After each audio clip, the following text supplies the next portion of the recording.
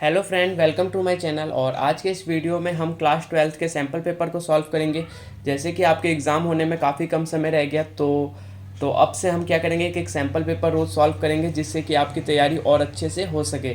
सो sample paper solve कराने का मेरा मेन मोटिव ये है कि आप लोगों को एग्ज़ाम पैटर्न पता चल सके, जो इस बार के एग्ज़ाम में किस तरीके के क्वेश्चन पूछे जा सकते हैं, और आप लोगों का जो होगा किस तरीके के क्वेश्चन आ रहे हैं, 1 मार्क्स का कितना क्वेश्चन आ रहा है, इस तरीके से मैं सैम्पल पेपर को सॉल्व कराऊंगा। और ये जो आपका सैम्पल पेपर है, जो भी आपका सिलेबस रिड्यूस हुआ है इस बार का, उस हिसाब से ये सैम्पल पेपर तैयार है। तो आइए हम स्टार्ट करते हैं। और स्टार्ट करने से पहले मैं आपको बता देता हूँ पार्ट ए और पार्ट बी में आपका क्वेश्चन पेपर आने वाले एग्ज़ाम में। तो पार्ट ए में हमारे 2 पार्ट्स होंगे, पार्ट 1 और पार्ट 2। पार्ट 1 आपका 1 1 मार्क्स का होगा और पार्ट 2 भी आपका 1 1 मार्क्स का होगा। लेकिन पार्ट सेकंड जो होगा वो आपका किस बेस पे होगा, आपका केस स्टडी पे बेस्ड होगा वो, जो कि आपके सिलेबस में नहीं होगा।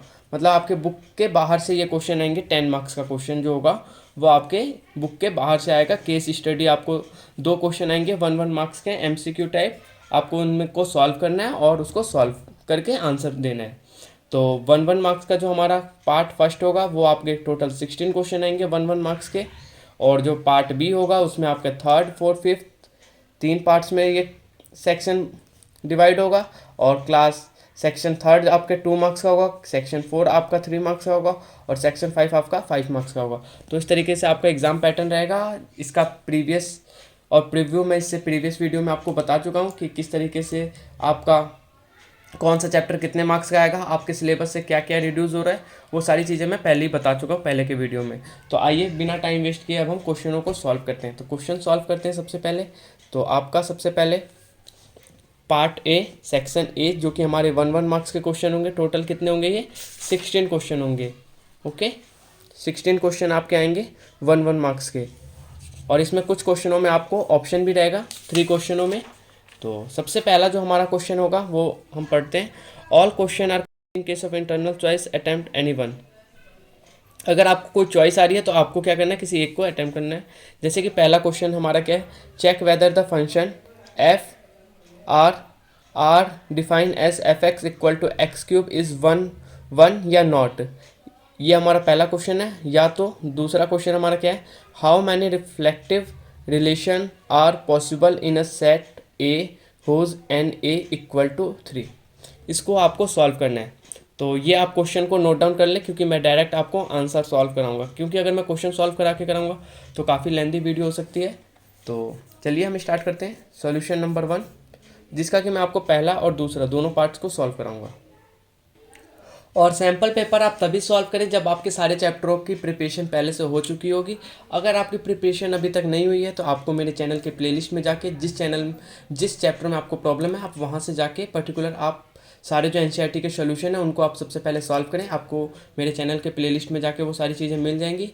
तो अगर किसी चैप्टर में जो बाकी है उसको मैं जल्द से जल्द अपलोड कर दूंगा आपके पेपर स्टार्ट होने से पहले। तो चलिए हम स्टार्ट करते हैं। जैसे कि सॉल्यूशन 1,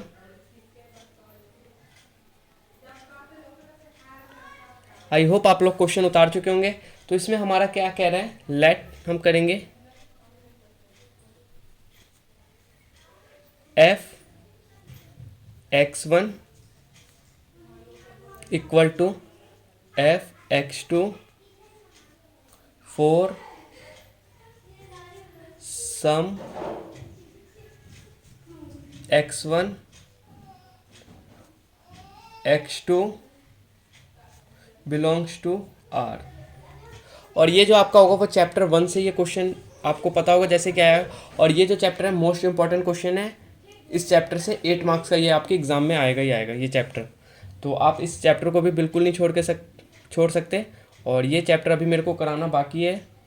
तो मैं इस चैप्टर को जल्द से जल्द आपके लिए सॉल्व करा के x2 का क्यूब, तो x1 इक्वल टू x2। और अगर आपको NCERT के सारे क्वेश्चनों में अगर आते हैं, आपको कोई प्रॉब्लम नहीं है, अगर आपको किसी भी चैप्टर में कोई प्रॉब्लम आती है तो आप कमेंट करके ज़रूर पूछें। मैं उस चैप्टर को सबसे पहले आपको समझा दूंगा। Okay, x1 equal to x2, hence f x is 1 1। और ये आपका आंसर हो गया क्वेश्चन नंबर फर्स्ट का। ये आपका आंसर हो गया क्वेश्चन नंबर 1 का।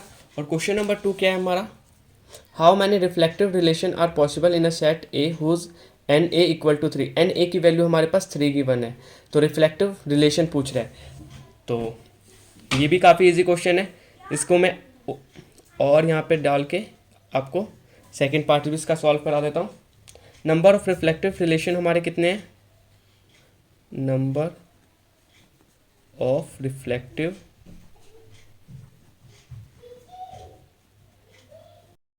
रिलेशन ऑन अ सेट हमारे पास कितना है, 2n⁻2 माइनस का n। और n हमारे पास कितना गिवन है, 3 है। तो रिफ्लेक्टिव इंडेक्स हमारे पास कितना हो जाएगा, तो इसको सॉल्व करेंगे तो हमारे पास क्या आ जाएगा, 2n, n हमारा 3 है, 3 का स्क्वायर माइनस का 3 का स्क्वायर क्या हो जाएगा, 9 माइनस का 3, तो 2⁶। और ये हमारा आंसर हो जाएगा क्वेश्चन नंबर 1 का। इसके बाद क्वेश्चन नंबर 2 हमारा क्या है, a relation R in S equal to 1 2 3 is defined as R equal to 1 1 1 2 2 2 3 3। Which element of relation R be remove to make R an equivalence relation show कर रहे हैं। तो ये हमें शो कर, इसको हमें सॉल्व करना है। तो आइए सॉल्व करते हैं। सॉल्यूशन 2 हमारा, और मैं आपको टोटल 8 से 10 सैम्पल पेपर सॉल्व कराऊंगा। तो अभी तक आप लोगों ने मेरे चैनल को सब्सक्राइब नहीं किया तो प्लीज़ मेरे चैनल को सब्सक्राइब कर लें और बेल आइकन को प्रेस कर लें। और सैम्पल पेपर के अलावा मैंने काफ़ी चैप्टरों के पहले से वीडियो अपलोड कर दिया है, आप वहाँ से जाके देख सकते हैं। तो एन इक्विवेलेंस, और ये जो क्वेश्चन होते हैं वो लिखने में काफ़ी ज़्यादा थोड़ा लिखना पड़ेगा इनमें, और 1 मार्क्स का क्वेश्चन है। तो आप डायरेक्ट भी सॉल्व कर सकते हैं, लेकिन मैंने आपको समझाने के लिए थोड़ा मैं इसको ब्रीफ इसको सॉल्व कर रहा हूँ। आप चाहें तो 1 से 2 लाइन में इसको सॉल्व करके आंसर लिख सकते हैं। और मैं 1 से इतना ब्रीफ में इसलिए शो कर रहा हूँ जिससे कि हर एक स्टूडेंट को समझ में आ जाए। Relation is one that is, अगर आपने इस चैप्टर को पढ़ रखा होगा तो आपको बिल्कुल भी दिक्कत नहीं आएगी। रिफ्लेक्टिव आपको बारे में पता होगा, सिमेट्रिक पता होगा तो, और मैं ये मान के चल रहा हूँ कि आपको ये सारी चीज़ें आती हैं, ओके। और ट्रांजिटिव, और अगर आपको इनमें प्रॉब्लम है तो आप कमेंट करके मेरे से पूछ सकते हैं कि इस चीज़ में मेरे को प्रॉब्लम है, फिर मैं आपको वो पर्टिकुलर सारी चीज़ें समझा दूंगा। For reflective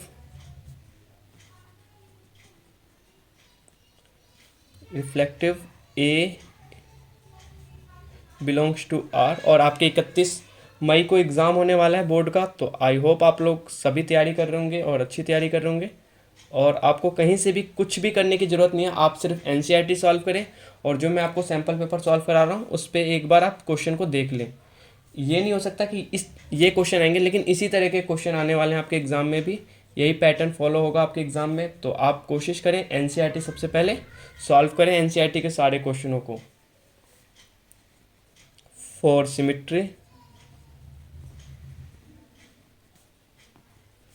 if AB belongs to R then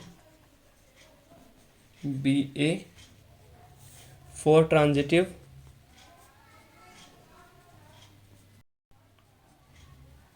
अब डायरेक्ट ये सारी चीज़ें लिख सकते थे। If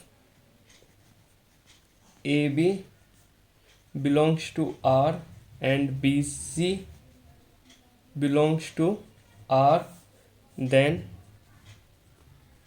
CA। इसके बाद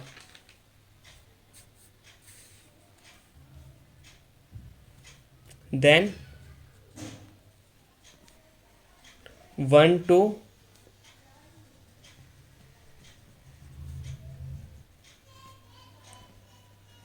remove to make the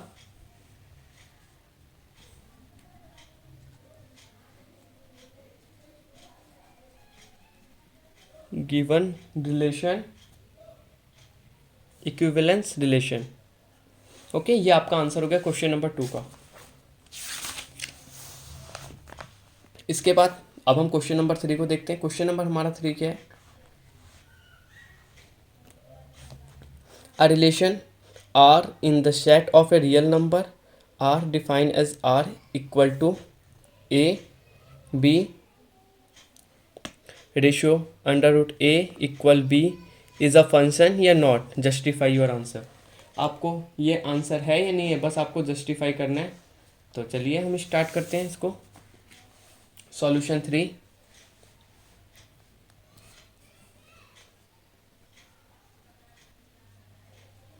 solution 3, since जो हमारा रूट ए है is not define for a belongs to minus infinity से 0 तक,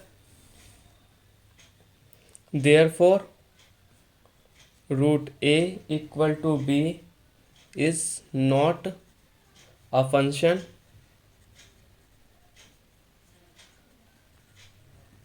जो रूट ए है वो हमारा फंक्शन नहीं है। और उसमें क्या कह रहा है, root a equal to b is a function है या नहीं है, तो नहीं है फंक्शन।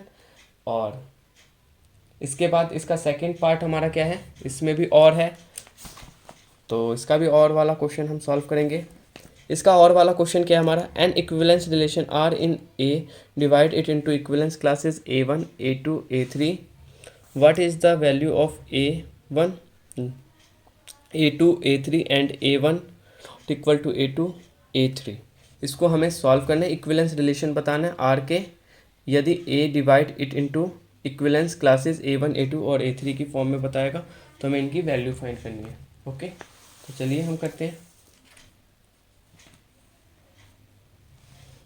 और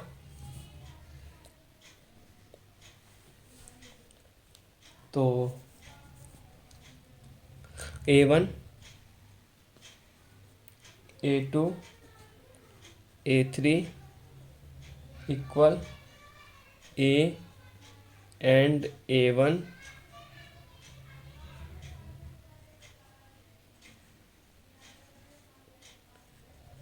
A3 इक्वल टू, इसके बाद नेक्स्ट स्टेप क्या है, आर हमारा क्या है, इक्विवेलेंस रिलेशन शो कर रहा है ए से, जो कि डिवाइड कर रहा है किस क्लास में, A1 A2 और A3। ओके, तो R is equivalence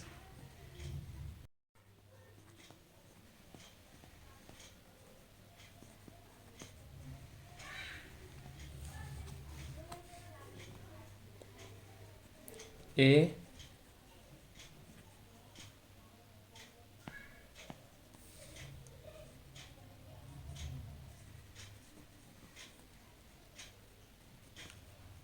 equivalence classes A1 A2 A3।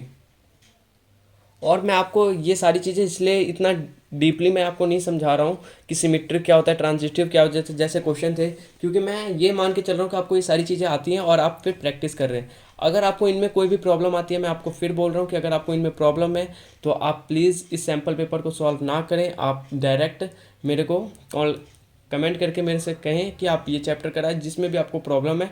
सबसे पहले मैं उस चैप्टर को सॉल्व कराऊंगा, और ये उन स्टूडेंट के लिए जिनकी तैयारी पूरी हो चुकी है, जो कि सारे एनसीईआरटी के क्वेश्चन सॉल्व कर चुके हैं, जिनको कि सारे कॉन्सेप्ट्स आते हैं, उनको मैं ये सॉल्व कराना बता रहा हूँ। आपका एग्ज़ाम पैटर्न क्या है, उनके लिए है। अगर आपकी तैयारी नहीं हुई है तो मैं सबसे पहले आपसे यही आग्रह करूँगा कि आप सबसे पहले आप जो आपकी बुक है एनसीईआरटी, उसको आप सारे क्वेश्चनों को सॉल्व करें, आप कॉन्सेप्ट सीखें, उसके बाद आप सैम्पल पेपर को हमेशा सॉल्व करें। क्योंकि अगर आप पहले सैम्पल पेपर सॉल्व करेंगे और अगर आपको एनसीईआरटी का कुछ अगर रूल आपको नहीं पता है तो आप कंफ्यूज हो सकते हैं, आपको समझ में नहीं आएगा क्वेश्चन। ओके, तो मैं चाहता हूँ कि हर एक स्टूडेंट जो भी मेरे चैनल के थ्रू पढ़ रहा है या पढ़ेगा वो अच्छे मार्क्स लेके आए। तो मैं आपको हमेशा सही गाइडलाइन हमेशा सही गाइड करने की सोचूंगा आपको, और बाकी आपको करना है आप किस तरीके से करते हैं। तो मैं आपको आपसे यही उम्मीद करूंगा कि आप सबसे पहले एनसीईआरटी के सारे क्वेश्चनों को सॉल्व कर लें, उसके बाद आप सैम्पल पेपर को सॉल्व करें। और इसलिए मैं सैम्पल पेपर के जो क्वेश्चन हैं उन्हीं को सॉल्व कर रहा हूँ, मैं आपको इसमें ब्रीफ डिटेल में नहीं बता पा रहा हूँ। इसके कारण इसके लिए मैं माफ़ी चाहूँगा, क्योंकि मैं ये मान के चल रहा हूँ कि आपको ये सारी चीज़ें आती हैं। अगर मैं सारे क्वेश्चनों को बताने लग जाऊँगा तो काफ़ी लेंदी वीडियो हो जाएंगे, क्योंकि आपके टोटल 38 क्वेश्चन हैं, और सारे क्वेश्चनों में अगर मैं शुरू से ही इसमें कराना चालू करूँ तो काफ़ी लेंदी वीडियो हो जाएगा, और जो कि मैं काफ़ी लेंदी वीडियो बनाना नहीं चाहता, क्योंकि आप लोग कमेंट करके कहते हैं कि आप छोटा ही वीडियो बनाएं। ओके, तो मैं आपको लिख देता हूँ यहाँ पे A1 union A2 union A3 हमारा किसके इक्वल है, A के इक्वल है। तो देयरफॉर हमारा क्या हो जाएगा, A1 A2 A3 equal to, इसके बाद क्वेश्चन नंबर 3, ये हमारा आंसर हो गया, फाइनल आंसर आ गया ये हमारा। इसके बाद क्वेश्चन नंबर 4, क्वेश्चन नंबर 4 हमारा क्या है, if A and B are the matrices of order 3 into n. हमारा A और B क्या है, मैट्रिसेस हैं, ऑर्डर किसका है 3 इंटू एन का, and M into 5 respectively. Then find the order of matrix, हमें फाइंड करना है ऑर्डर मैट्रिक्स का। क्या है order, 5A minus 3B, 5A minus 3B given that it is define. ये हमें सॉल्व करना है 5A माइनस 3B, और ऑर्डर हमारे पास क्या गिवन है, 3 इंटू में n इंटू एंड 5 इंटू में m। तो आप सबसे पहले इसको डायरेक्ट सॉल्व कर सकते हैं। क्या किस तरीके से सॉल्व करेंगे कि 5A माइनस 3B एक ऑर्डर है किसका, A और B मैट्रिक्स का, जो कि सेम है क्योंकि ऑर्डर सेम है 3 इंटू, और 5A माइनस 3B और किसका मैट्रिक्स है, 3 इंटू 5 का मैट्रिक्स है। 5A माइनस 3B किसका मैट्रिक्स, इंटू 3 इंटू 5 का मैट्रिक्स है। तो चलिए सॉल्व करते हैं क्वेश्चन सॉल्यूशन 4 को।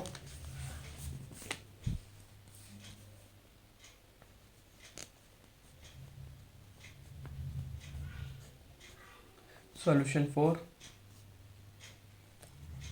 5A माइनस का 3B हमारा क्या है, ये हमारा डिफाइन है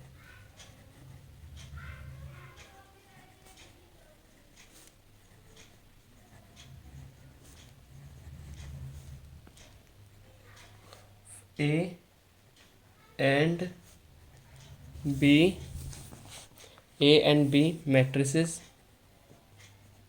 matrix, then 5A minus 3B will be same order as which 3 into में 5। आप डायरेक्ट इसको इस फॉर्म में भी लिख सकते थे, लेकिन मैंने आपको इसलिए लेंथी करवाया, आपको कुछ पॉइंट ऐड करवाए हैं क्योंकि आपको समझ में आया कि कैसे हो गए 3 इंटू 5। अगर आपको आता है, कॉन्सेप्ट्स आपको क्लियर है, तो आप डायरेक्टली इसको सॉल्व कर लेंगे। इसके बाद क्वेश्चन नंबर 4 के बाद क्वेश्चन नंबर 5 को देखते हैं। क्वेश्चन नंबर 5 हमारा क्या है, find the value of A square. A square की वैल्यू हमें फाइंड करनी है where A is a 2 into 2 matrix है। ए हमारा क्या है, 2 इंटू 2 मैट्रिक्स है। हुज एलिमेंट आर गिवन, उसकी एलिमेंट क्या गिवन है, A I J 1 0। If I equal to J होगा तो 1 होगा, अगर आई इक्वल टू जे तो एक बार 0। इसको हम सॉल्व करते हैं सॉल्यूशन 5। सबसे पहले ए मैट्रिक्स हमारे पास क्या होगा, इसमें आप ये चीज़ लिखने की ज़रूरत नहीं, आप डायरेक्ट इसको सॉल्व कर सकते हैं। बस मैंने आपको समझाने के लिए ये सारी चीज़ें मैं आपको लिख रहा हूँ। 2 1 A 2 2। अगर आपको मैट्रिक्स में कोई प्रॉब्लम आती है तो आप इसका वीडियो में पहले ही अपलोड कर चुका हूँ, आप जाके वहाँ से देख सकते हैं। मेरे चैनल के प्लेलिस्ट में जाके मैट्रिक्स वाले सेक्शन में जाके आप मैट्रिक्स से सारे वीडियो हैं विद मिसलेनियस के साथ मैं सारे अपलोड कर चुका हूँ, आप वहाँ से जाके चेक कर सकते हैं और देख सकते हैं। A 1 1 0 है, 1 है और 1 है, 0 है, 1 if I not equal to J and I equal to J sorry J, ये 1 होगा और ये 0 होगा।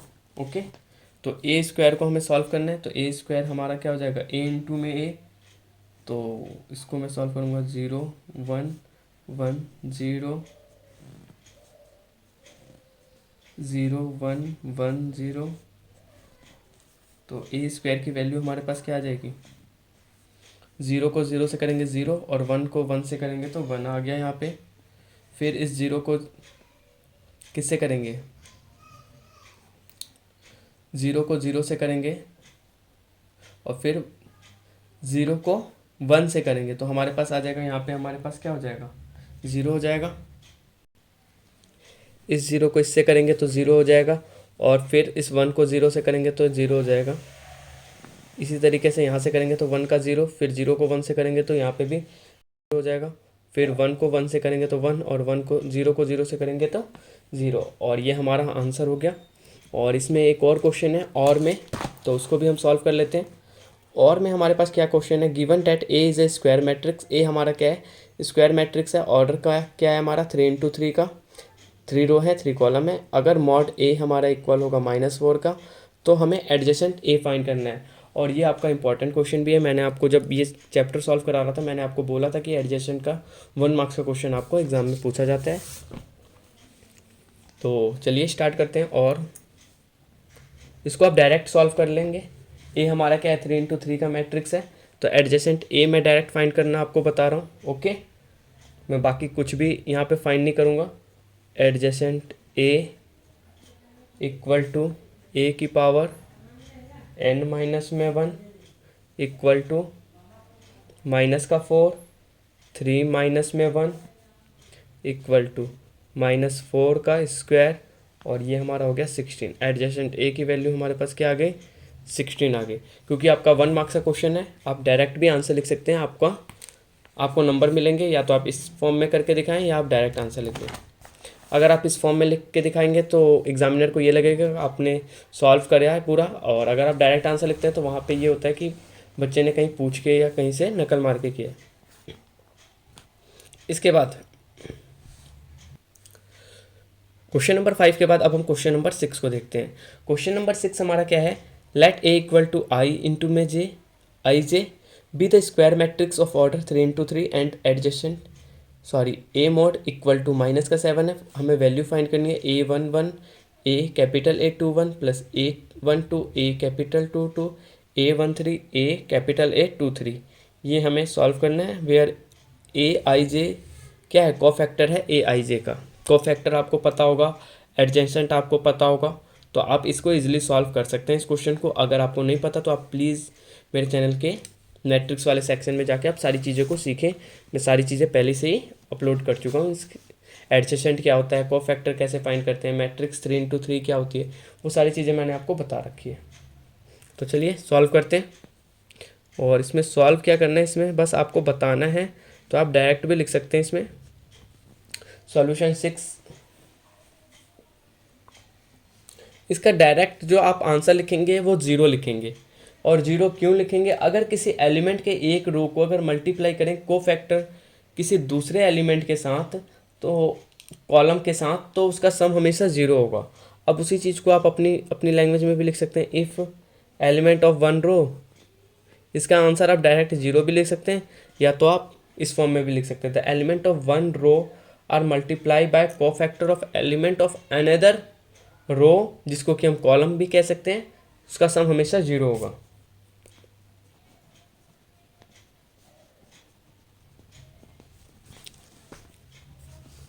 द एलिमेंट ऑफ 1 रो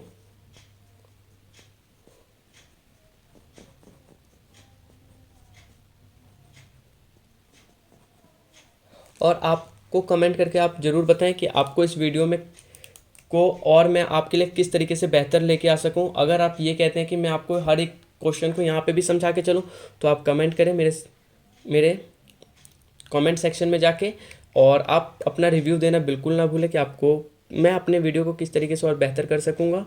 तो आप प्लीज़ इसके रिगार्डिंग ज़रूर कमेंट करें, जिससे कि मैं अपने वीडियो को और इम्प्रूव कर सकूँ और आपके लिए और बेहतर वीडियो प्रेजेंट कर। कोफैक्टर ऑफ एलिमेंट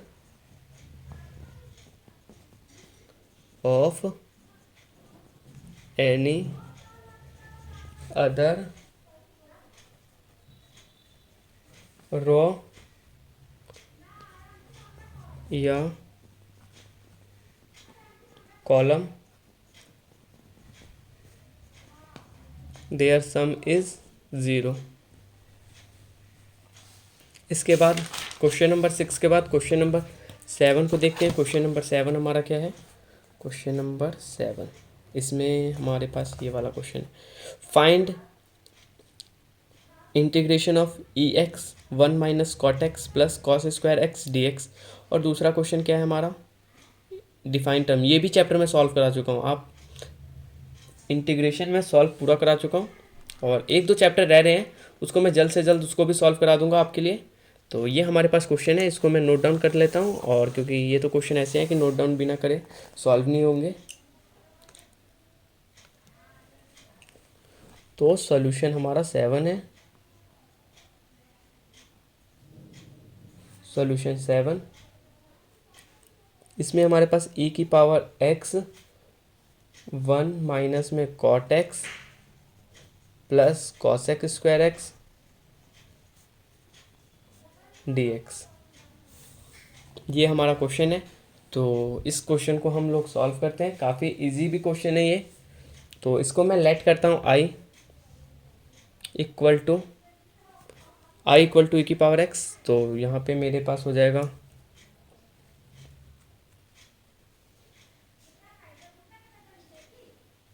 ई की पावर x dx माइनस, मैंने इन सबको अलग अलग लिख लेता हूँ, ई की पावर x इससे इंटू हो जाएगा और कॉट एक्स प्लस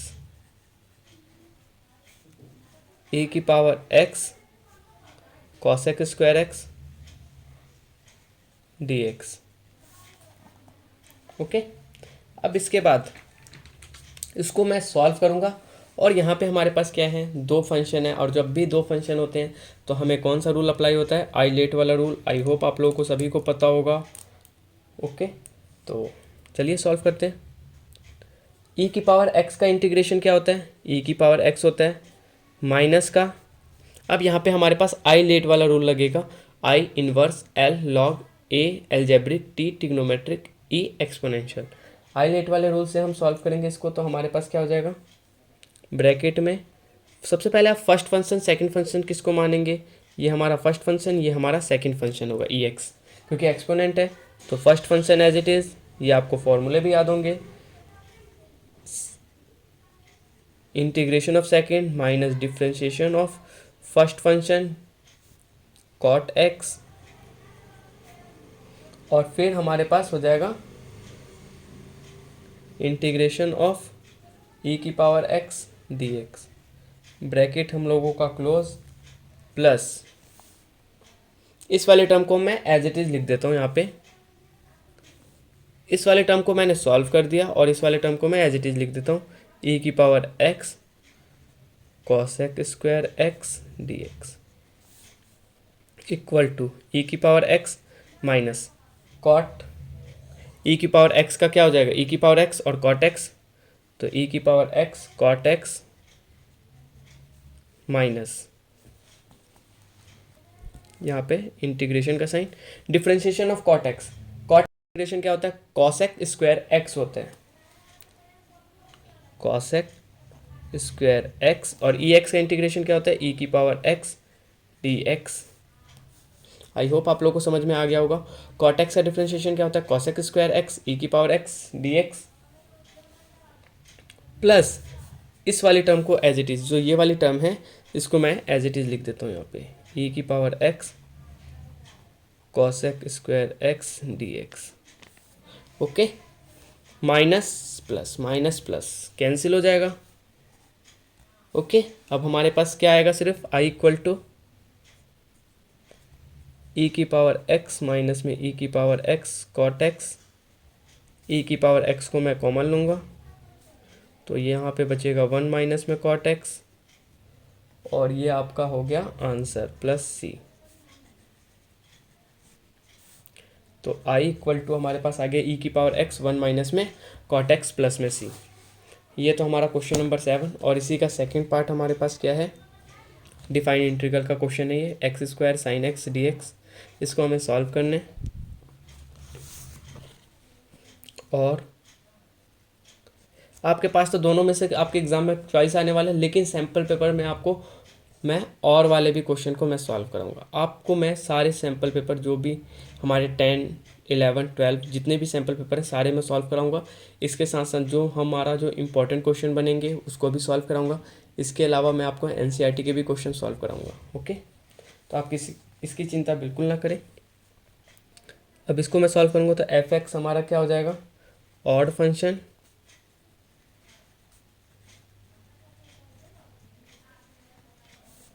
तो x square sine x D X, और ये हमारे पास गिवन है पाई अपॉन में 2, और ये हमारे पास माइनस का पाई अपॉन में 2।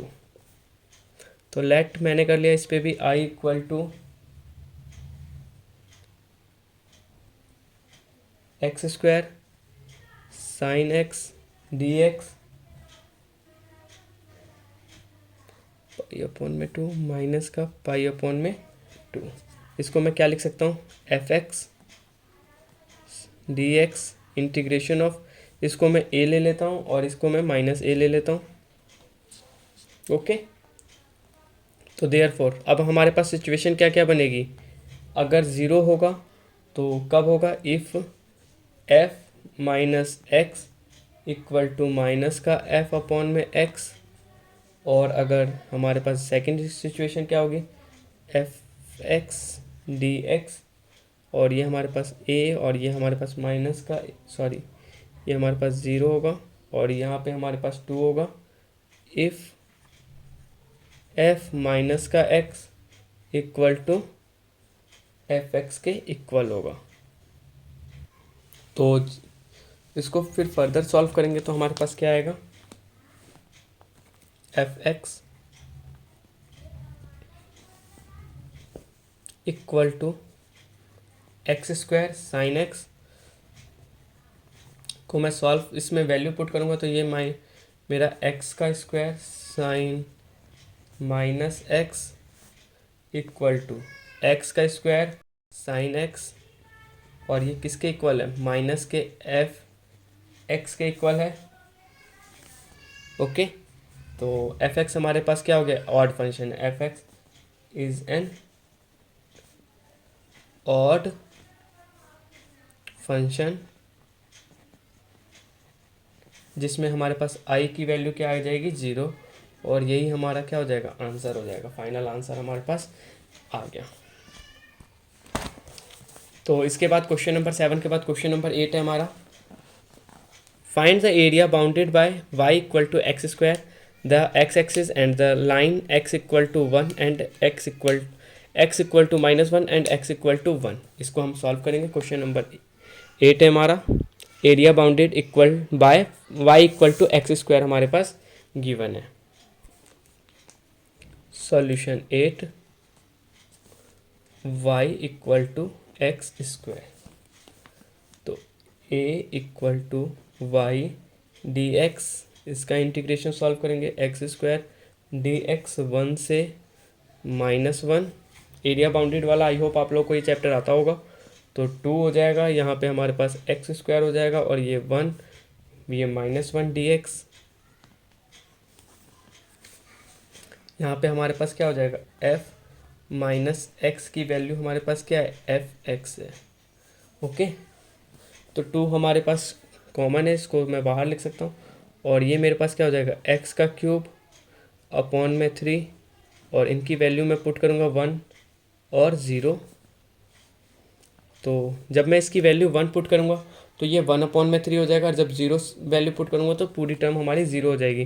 तो 2 का मैं इंटू कर दूँगा 1 अपॉन में 3 माइनस का 0 इक्वल टू हमारे पास फाइनल आंसर क्या आ गया, 2 अपॉन में 3 स्क्वायर यूनिट। ये हमारा आंसर आ गया क्वेश्चन नंबर 8 का। इसके बाद क्वेश्चन नंबर 8 के बाद क्वेश्चन नंबर 9 हमारा है, how many orbital constant are there in a particular solution of the differential equation. हमारे पास डिफरेंशियल इक्वेशन गिवन है डी वाई अपॉन में D x equal to minus का 4xy² और y0 की वैल्यू हमारे पास 1 है। और सेकंड क्या कह रहे हैं हमसे, n की वैल्यू क्या होगी होमोजीनियस डिफरेंशियल इक्वेशन में।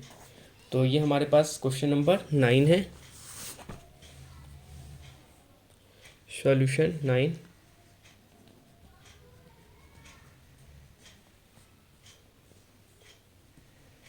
आपको सबसे पहले इसमें पर्टिकुलर सॉल्यूशन क्या होता है डिफरेंशियल इक्वेशन में, पार्शियल डिफरेंशियल इक्वेशन क्या होता है, और डिपेंडेंट वेरिएबल क्या होता है, इंडिपेंडेंट वेरिएबल क्या होते हैं, आपको ये सारी चीज़ें पता होनी चाहिए। अगर आपको नहीं पता तो मैं आपको बता दूंगा आपको क्या क्या करना है। डिफरेंशिएशन वाले चैप्टर को सबसे पहले आपको सॉल्व करना है, और क्योंकि वो जो चैप्टर होंगे उसमें आपको ऑर्डर भी पता होना चाहिए, डिग्री भी पता होनी चाहिए, उसके बाद आपको ऑर्डिनरी डिफरेंशियल इक्वेशन क्या होता है, पार्शियल डिफरेंशियल इक्वेशन क्या होते हैं, वो सारी चीज़ें आपको पता होनी चाहिए। अगर मैं इस क्वेश्चन में अभी मैं आपको ये सारी चीज़ें समझाने लगूँ तो इसी टॉपिक पे मेरा काफ़ी ज़्यादा आपकी वीडियो जो होगी काफ़ी लेंथी बन सकती है।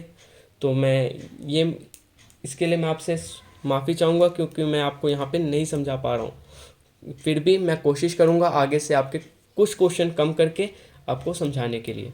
तो आप प्लीज़ मेरा सपोर्ट करें और आप कमेंट करें, और आप प्लीज़ सबसे पहले आप कॉन्सेप्ट्स अपने क्लियर रखें सारी चीज़ों के, उसके बाद आप क्वेश्चन को सॉल्व करें।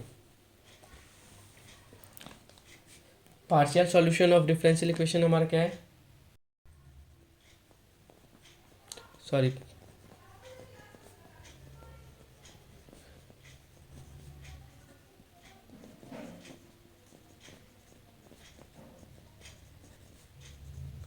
Equation it does not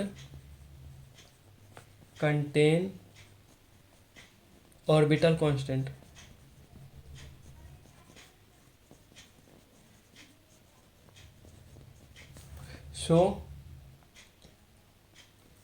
show the particular solution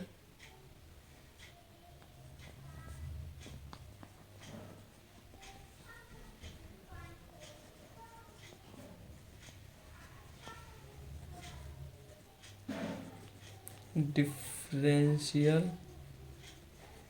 equation is 0।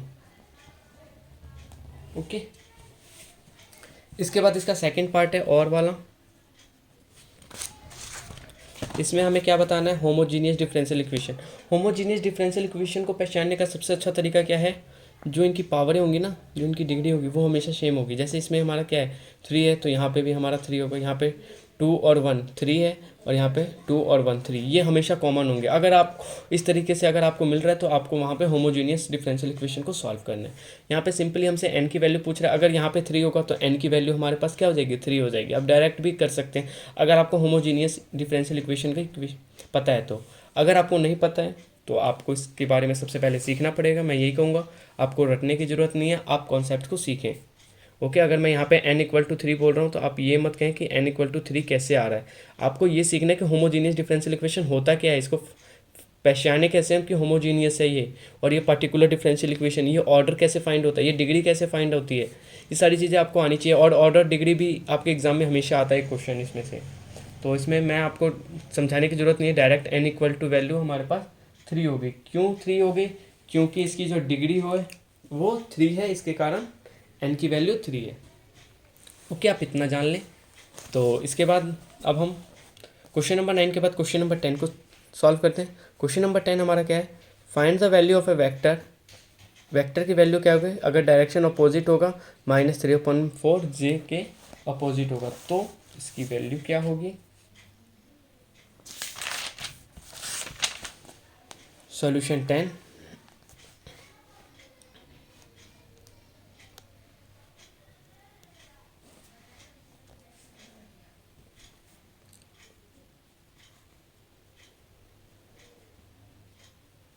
आपको यूनिट वेक्टर पता होना चाहिए।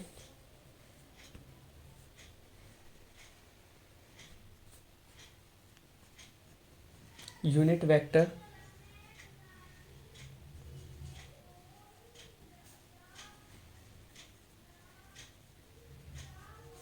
अपोजिट टू, किसके अपोजिट है, -3/4 जे विल बी पॉजिटिव, किसके पॉजिटिव होगा, will be positive, x axis के पॉजिटिव होगा,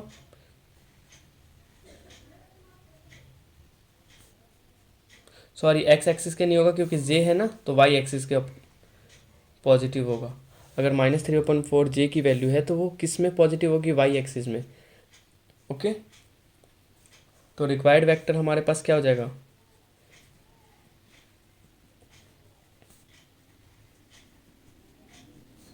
वेक्टर इज, और यही हमारा आंसर हो गया क्वेश्चन नंबर 10 का। इसके बाद क्वेश्चन नंबर 11 को हम देखते हैं। क्वेश्चन नंबर 11 क्या है हमारा, find the area of a triangle.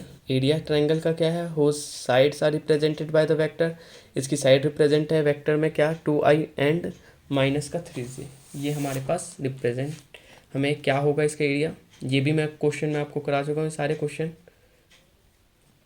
Solution 11, area of triangle क्या होता है, सबसे पहले एरिया ऑफ ट्रायंगल हमारे पास होता है हाफ बेस इनटू में हाइट।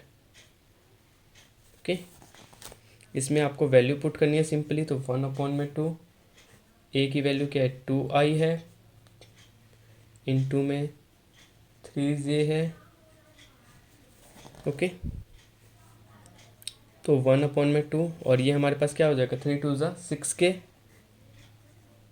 6k क्यों लिखा मैंने, क्योंकि मैं यहाँ पे लेट कर लेता हूँ इसको, i इंटू में j इक्वल टू k होता है। ओके, इसलिए मैंने यहाँ पे k लिख दिया। तो 1/2 मॉड से जब निकलेगा बाहर तो ये प्लस में चेंज हो जाएगा, तो 3 हमारे पास क्या हो जाएगा, स्क्वायर यूनिट आंसर हो जाएगा क्वेश्चन नंबर 11 का। इसके बाद क्वेश्चन नंबर 11 के बाद क्वेश्चन नंबर 12 को हम देखते हैं। क्वेश्चन नंबर 12 हमारा क्या है, find the angle between a unit vector A and B given that a + b = 1। इसको हमें प्रूव करने वाला क्वेश्चन है क्वेश्चन नंबर 12। और इसके बाद क्वेश्चन नंबर हमारा 13 है। 1 मार्क्स के आपके क्वेश्चन टोटल 16 आएंगे, और जो सेकंड सेक्शन होगा वो आपका होगा केस स्टडी का, वो आपके चैप्टर से रिलेटेड नहीं होगा, मतलब आपके किसी भी चैप्टर से वो नहीं आएगा, बस आपका वो क्वेश्चन जो होंगे वो बाहर से आएंगे 10 मार्क्स के। तो आपको क्या करना है, केस स्टडी में आपका नॉलेज चेक किया जाएगा, आप किस तरीके से, आप क्या सोचते हैं, किस तरीके से आप इस चीज़ को सॉल्व करते हैं। तो ओके, तो उसको भी हम सॉल्व करेंगे, आपको बताएंगे किस तरीके से आप सॉल्व करेंगे उसको। सॉल्यूशन 12, ए और बी हमारा क्या है, यूनिट वेक्टर है, इसको मैं लिख लेता हूँ, A and B are unit vector है, और हमारे पास क्या गिवन है, a + b = 1। Squaring both side हम करेंगे तो ये हमारे पास क्या हो जाएगा, a + b का स्क्वायर = 1। तो a + b का होल स्क्वायर क्या करेंगे, तो a² प्लस में b² प्लस में 2ab = 1। तो 2ab की वैल्यू हमारे पास क्या आ जाएगी, 1 - 1 माइनस का 1। ओके, क्योंकि a और b मॉड की वैल्यू क्या होती है,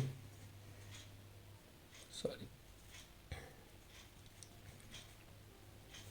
= हमारा 1 होता है।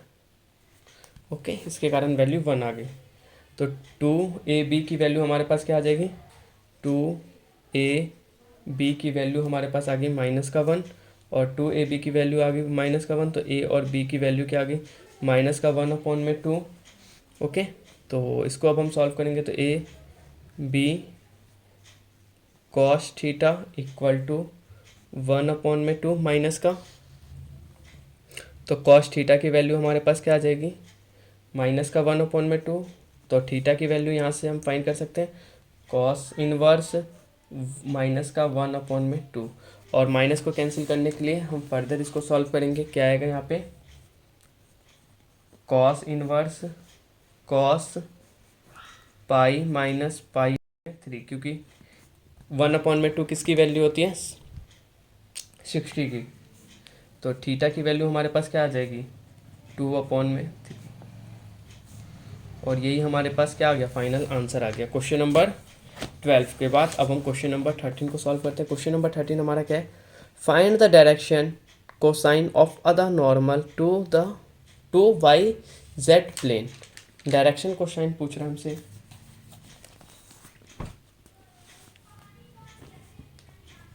सॉल्यूशन 13। और अभी तक आप लोगों के 1 मार्क्स के क्वेश्चन है। इसके बाद मैं आपको केस स्टडी कराऊंगा, उसके बाद आपके 2 मार्क्स का क्वेश्चन, 3 मार्क्स का और फिर 5 मार्क्स का सारे क्वेश्चन मैं आपको सॉल्व कराऊंगा। आप प्लीज़ बने रहे। Y Z plane, X axis, then the Y Z plane में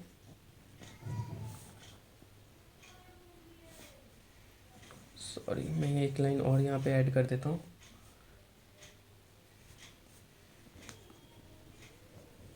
direction ratio of normal to Y Z planes X 0 0। Then direction cosine हमारे पास क्या हो जाएगा, X under root X square plus 0 का स्क्वायर प्लस 0 का स्क्वायर 0 एक्स का square plus 0 का स्क्वायर प्लस 0 का स्क्वायर 0 एक्स का स्क्वायर प्लस 0 का स्क्वायर प्लस 0 का स्क्वायर। ब्रैकेट हमारा हो गया क्लोज। तो इसकी फाइनल वैल्यू हमारे पास क्या आ जाएगी, 1 0 0। ये हमारे पास आंसर हो गया क्वेश्चन नंबर 13 का। इसके बाद क्वेश्चन नंबर 14 को अब हम सॉल्व करते हैं। क्वेश्चन नंबर 14 हमारे पास क्या है, find the coordinate of the point where the line x plus 3/3 equal to y minus 1 में माइनस का 1 इक्वल टू z माइनस 5 का minus 5 cut the X Y plane पे कट कर रहे हैं। तो इसको हम सॉल्व करते हैं सॉल्यूशन 14 को। Solution 14, coordinate of point on X Y planes are A B और ओ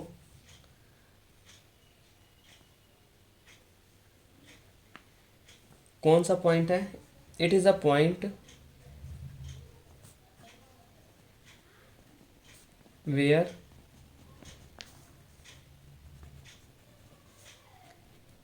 द लाइन एंड प्लेन। और सॉल्व करने से पहले आपको ये सारी चीज़ें लिखनी पड़ेगी कि आप किस तरीके से इसको क्या मान रहे हैं, इंटरसेक्ट्स। अब इसके बाद इसकी वैल्यू लिखेंगे a प्लस 3 जो कि हमारे पास गिवन है, a प्लस 3 प्लस का 3 equal to b minus 1 upon में माइनस का 1 equal to 0 minus 5 sorry equal to minus का 5। ओके, एक्स वाई प्लेन में है हमारा, तो एक्स वाई और जेड की वैल्यू इसमें क्या हो जाएगी, 0 हो जाएगी। इसके कारण 0 लग चुका है। तो ये हमारे पास क्या हो जाएगा, a प्लस में 3 अपॉन में 3 इक्वल टू 1 b माइनस का 1 माइनस का 1 इक्वल टू 1। और ये तो हमारा 0 हो गया क्योंकि z की वैल्यू प्लेन है ही नहीं, इसमें गिवन नहीं है। एक्स वाई प्लेन की सिर्फ बात हो रही है यहाँ पे। तो a की वैल्यू हमारे पास क्या आ जाएगी, 0 हो जाएगी और b की वैल्यू हमारे पास क्या हो जाएगी, 0 हो जाएगी। और यही हमारा क्या हो जाएगा, आंसर हो जाएगा। तो मैं यहाँ पे लिख देता हूँ, एक लाइन और ऐड कर देता हूँ, coordinate required point of X Y plane are 0 0 and 0। ये हमारा आंसर हो गया। ओके, तो ये हमारा आंसर हो गया क्वेश्चन नंबर 14 का। इसके बाद अब हम क्वेश्चन नंबर 15 को सॉल्व करते हैं और क्वेश्चन नंबर 16 को सॉल्व करते हैं। क्वेश्चन नंबर 15 और क्वेश्चन नंबर 16 हम लोगों का क्या है वो देखते हैं। The probability of A and B solving a problem independently are 1/3 and 1/4 respectively. If both of them try to solve the problem independently, what is the probability that are problem is solve. क्या होगी probability problem solve करने की। I hope इस question को। इसके बाद question number 16 क्या है, तो probability that it will be rain और एनी पर्टिकुलर डे इज 50% है। तो find the probability that is rain only on first 4 day of the week. अगर किस रेन होने की प्रोबेबिलिटी 50% है तो प्रोबेबिलिटी क्या होगी किसी वीक के 4 दिन में। तो चलिए स्टार्ट करते हैं। क्वेश्चन नंबर सॉल्यूशन 15 को सॉल्व करते हैं, क्योंकि आपका वीडियो पहले बहुत ज़्यादा लेंथी हो चुका है, मैं इसको और ज़्यादा लेंथी नहीं होने देना चाहता, इसलिए मैं जल्दी से जल्दी सारे क्वेश्चनों को सॉल्व कराने की सोच रहा हूँ।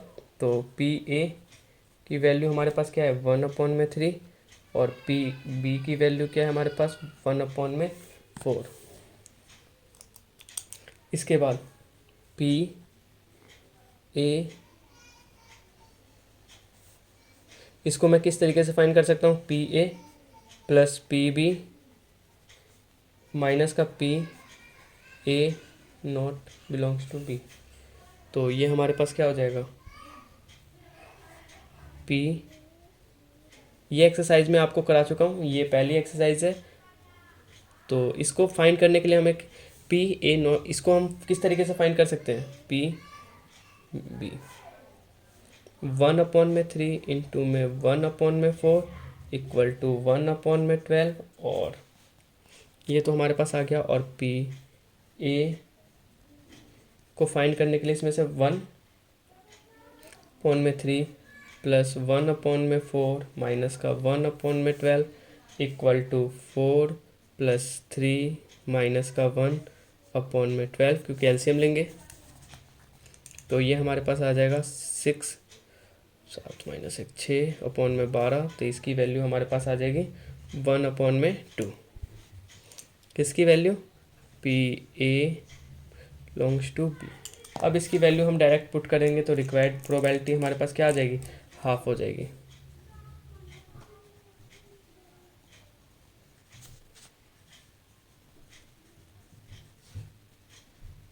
रिक्वायर्ड प्रोबेबिलिटी क्या आ जाएगा हमारा 1/2 और ये हमारा क्या हो गया, आंसर हो गया क्वेश्चन नंबर 15 का। अब क्वेश्चन नंबर 16 को सॉल्यूशन 16 हमारा क्या है कि प्रोबेबिलिटी है रेन होने की कितनी परसेंट, 50% है।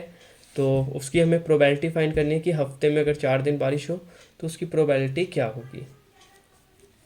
प्रोबेबिलिटी ऑफ रेन क्या है हमारा 50/100 इक्वल टू 1/2।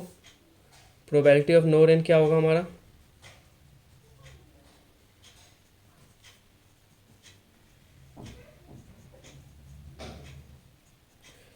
बारिश ना होने की संभावना कितनी होगी 1 - 50/100। तो 100 - 50 ये भी हमारे पास 50/100 इक्वल टू 1/2 हो जाएगा, कैंसिल करेंगे तो ओके। अब इसकी वैल्यू सिंपली पुट कर देते हैं। रिक्वायर्ड प्रोबेबिलिटी हमारे पास क्या हो जाएगी,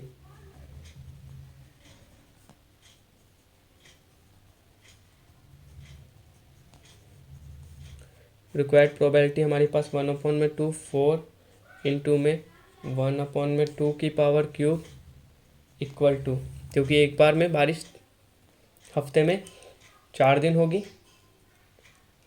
ओके। तो इसका क्या हो जाएगा 4 और 3, जब बेस सेम होती है तो पावर क्या हो जाती है, ऐड हो जाती है। ये सारी चीज़ें हम पढ़ चुके हैं। तो 1/2 की पावर 7 और यही हमारा क्या हो जाएगा, आंसर हो जाएगा क्वेश्चन नंबर 16 का 1/2/7। इसके बाद क्वेश्चन नंबर 16 के बाद जो अब हमारा आ जाएगा सेकंड पार्ट इसका। तो सेकंड पार्ट हमारा क्या है, सेकंड जो इसका पार्ट है वो काफ़ी इंटरेस्टिंग पार्ट है और आपके हर एग्ज़ाम में आपको एक यहाँ से 2 क्वेश्चन आपको मिलेंगे। 1 मार्क्स के आपके पहले पार्ट में 5 क्वेश्चन आएंगे और 1 मार्क्स के आपके फिर 5 क्वेश्चन आएंगे। तो आगे के क्वेश्चनों के बारे में देख लेते हैं हम। सबसे पहले 2 क्वेश्चन है केस स्टडी का, क्वेश्चन नंबर 17 है, इससे रिलेटेड कुछ क्वेश्चन है हमारे पास ओके। 5 क्वेश्चन है। इसके बाद क्वेश्चन नंबर 18 है हमारे पास ओके, उससे रिलेटेड हमारे पास 5 क्वेश्चन है ओके, इसके बाद आपका सेक्शन बी स्टार्ट हो जाएगा। यहाँ से आपके 2 मार्क्स के क्वेश्चन आएंगे। तो ये आपके काफ़ी इंपॉर्टेंट एक्सरसाइज होने वाली है। तो मैं क्या सोच रहा हूँ, ये जितने भी हमारे केस स्टडी वाले क्वेश्चन हैं इनको मैं एक ही बार में लास्ट में सॉल्व कराऊँ। इन क्वेश्चनों को मैं लास्ट में सॉल्व कराऊँ, लेकिन आपके एग्ज़ाम में इस तरह के क्वेश्चन आएंगे, ये नहीं आएंगे, लेकिन केस स्टडी का 2 क्वेश्चन आपको एग्ज़ाम में आएगा और 10 मार्क्स का वो क्वेश्चन होगा आपका। इसके बाद सेक्शन बी आपको मैं सॉल्व कराऊंगा। सेक्शन बी में आपके जितने भी क्वेश्चन हैं वो सारे क्वेश्चनों को हम सॉल्व करेंगे सेक्शन बी में। और इसका फिर पार्ट बी का सेक्शन 3 और सेक्शन 4 हमारा 3 मार्क्स का क्वेश्चन होगा। आप देख सकते हैं इस तरीके से आपके क्वेश्चन आएंगे। इसके बाद आपका सेक्शन 5 होगा जो कि आपका 5 मार्क्स का क्वेश्चन होगा और आपको 3 क्वेश्चन आएंगे और 3 क्वेश्चन भी ऑप्शनल होंगे आपके और आपको सॉल्व करना है। तो आज के लिए बस इतना ही, क्योंकि वीडियो काफ़ी लेंथी हो चुकी है। तो आई होप आप लोग को ये जो भी आज हमने क्वेश्चन सॉल्व किए वो आपको आई होप आप लोगों को समझ में आया होगा। अगर आपको फिर भी किसी क्वेश्चन में प्रॉब्लम होती है तो आपको क्या करना है, आप कमेंट करें। और अगर आपको किसी चैप्टर में प्रॉब्लम है तो भी आप कमेंट करें। और अगर आपको सजेशन देना चाहते हैं मेरे वीडियो के रिगार्डिंग कि मैं और ज़्यादा किस तरीके से अपने वीडियो को इम्प्रूव कर सकूँ, तो आप प्लीज़ कमेंट करें।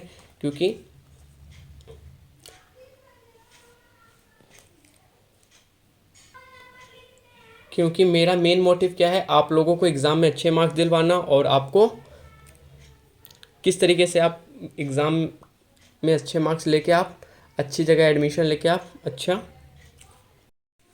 डॉक्टर या इंजीनियर आप बन सकते हैं। इस तरीके से आप अच्छे मार्क्स ला के, क्योंकि ये आपका क्या है, बेस है। अगर आपके 12th में मार्क्स कम आते हैं तो आपको अच्छा कॉलेज नहीं मिलेगा। आप IIT JEE क्वालिफाई आपको एग्ज़ाम एंट्रेंस देना पड़ेगा, उसमें भी आपको परसेंटेज अच्छा चाहिए। अगर आपके परसेंटेज नहीं आते तो फिर वहाँ पे भी दिक्कत हो सकती है। तो आप हमेशा मैथ, फिजिक्स, केमिस्ट्री, अगर आप साइंस के स्टूडेंट हैं तो, अगर आप इसके स्टूडेंट है कॉमर्स के तो भी आपको मैथ्स की ज़रूरत होगी, क्योंकि अगर आपको जो कॉमर्स वाले होते हैं उनको CA बनने के लिए हमेशा वो उसके लिए क्वालिफाई उनको करना जरूरी होता है और CA के लिए हमेशा मैथ आपको आनी चाहिए। तो math is the most important subject. तो अगर आपको मैथ्स के किसी भी चैप्टर में अगर आपको कोई प्रॉब्लम है क्लास 12th के, तो आप कमेंट करें, मेरे से पूछें, मैं आपको वो चैप्टर सॉल्व करा दूंगा। उसके बाद मैं आपको सैम्पल पेपर कराऊंगा। सैम्पल पेपर का मेन मोटिव क्या होना चाहिए, आपकी प्रैक्टिस सेशन के लिए आपके सैम्पल पेपर होते हैं कि आपका पैटर्न क्या है एग्ज़ाम का। अगर आपको ये ही नहीं पता होगा कि आपके एग्ज़ाम में किस तरीके से क्वेश्चन पूछेंगे, आप तैयारी नहीं कर पाएंगे। तो आपको ये पता होना चाहिए कि एग्ज़ाम में किस तरीके के क्वेश्चन आ रहे हैं, क्या क्वेश्चन आ रहा है, 1 मार्क्स का कितना आएगा, 2 मार्क्स का कितना आएगा, 3 मार्क्स का कितना आएगा, 5 मार्क्स का कितना आएगा।